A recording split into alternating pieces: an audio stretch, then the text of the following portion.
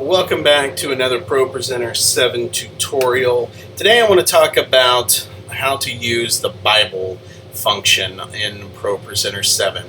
As is the case with 6, it is similar, but there are some differences that I think are worth noting. So I want to walk you through what that is going to look like. So this is this coming weekend's message here. You see I've got the message points already put in here.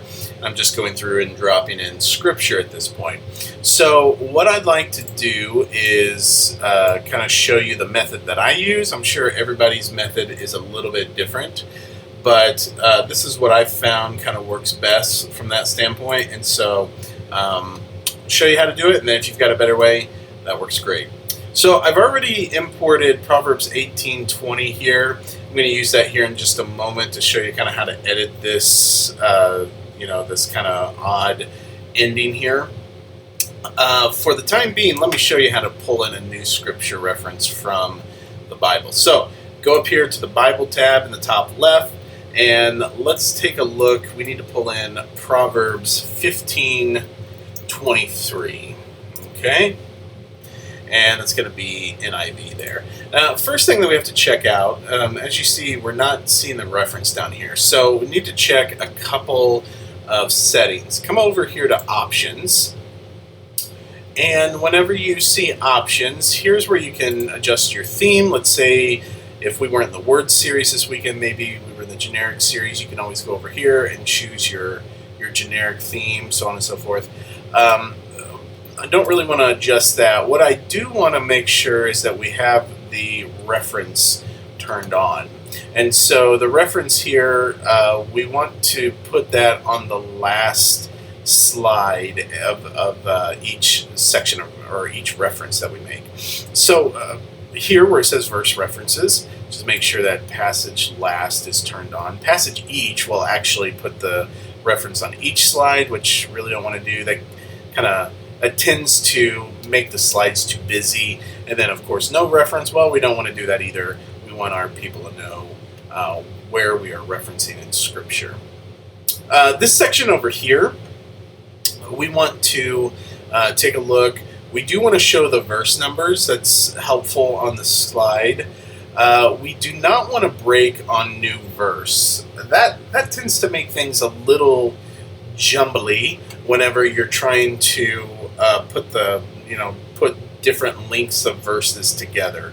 It tends to create some odd breaks. So I typically leave that turned off. If you like it, you can always go in there and turn it on, but for me, I typically leave it turned off.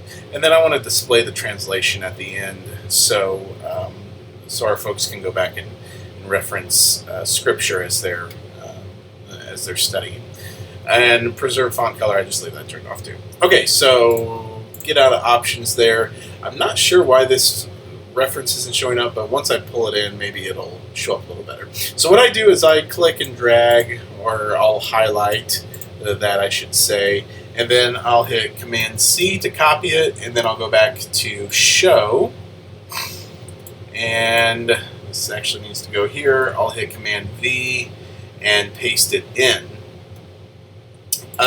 Then if we'll want to have some separation between these two scriptures here, so I'll copy this and then I'll paste it in here. To select those slides, ProPresenter is a little finicky. What you have to do is click in the blank space between, click and hold, left click and hold, and then drag to your left or drag to your right, whichever way you're going, and that'll select the slides that you're wanting to select there. Okay, so let's go into Proverbs 15 here. I think I know what's going on. We'll edit this slide real quick. And whenever you come in here, if you double click, yeah, that's what I thought. Okay, so the reference is all the way down here at the bottom. We'll just hit backspace and we'll put it up in this spot here. Now, whenever you're doing scripture slides, you can pretty well format them any way you want. If you want to leave it just like this, that's just fine. I do something a little bit different that's not like a universal principle or anything, but for me it helps kind of set the references off a little better. If you come up and you hit Shift, Alt, and then you're going to hit your dash at the top right of your keyboard screen. Shift, Alt, Dash. Oops. Come in here. formatting-wise. Okay, Shift-Alt-Dash. That's going to give you kind of this larger dash here. And then what I do is I select the reference, take it out of italics, and I make it bold. So it just makes that reference pop a little more there. It's an extra step, and it's not, the main thing is just make all the slides look the same. If you don't want to go to the extra step, just make sure you don't go to the extra step on the other slides.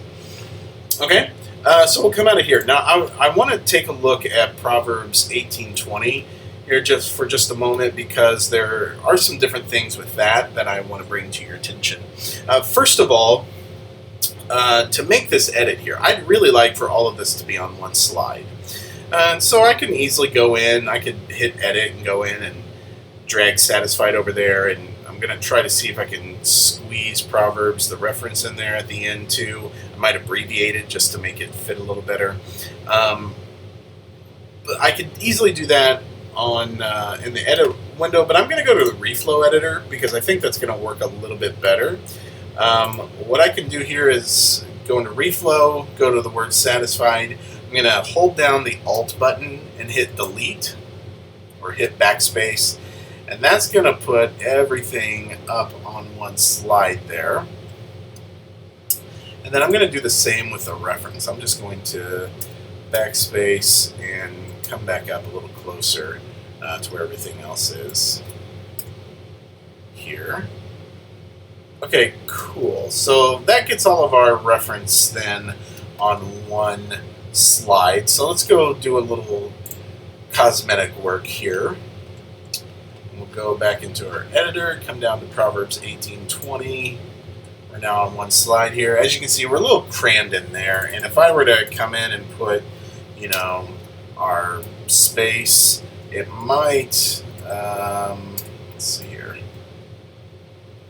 It might make things a little too cramped. Let's see what happens when we make it bold. Oop, that's a new feature.